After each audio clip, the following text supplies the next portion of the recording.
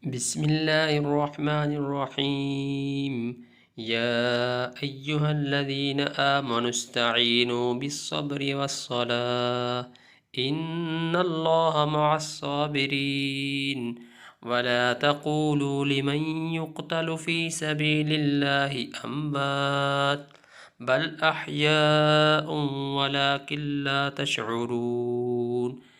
ولنبلونكم بشيء من الخوف والجوع ونقص من الأموال والأنفس والثمرات وبشر الصابرين الذين إذا أصابتهم مصيبة قالوا إنا لله وإنا إليه راجعون. أولئك عليهم صلوات من ربهم ورحمة وأولئك هم المهتدون.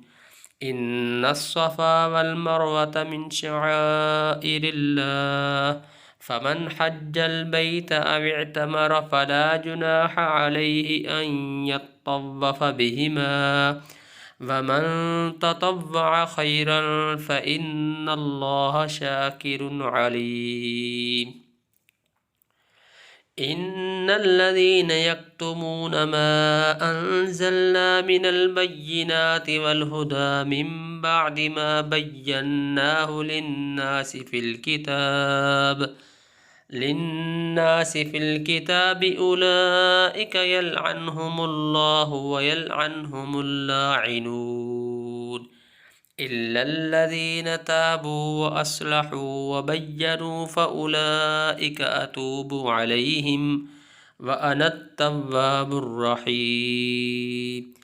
إن الذين كفروا وماتوا وهم كفار أولئك عليهم لعنة الله والملائكة والناس أجمعين خالدين فيها لا يخفف عنهم العذاب ولا هم ينذرون.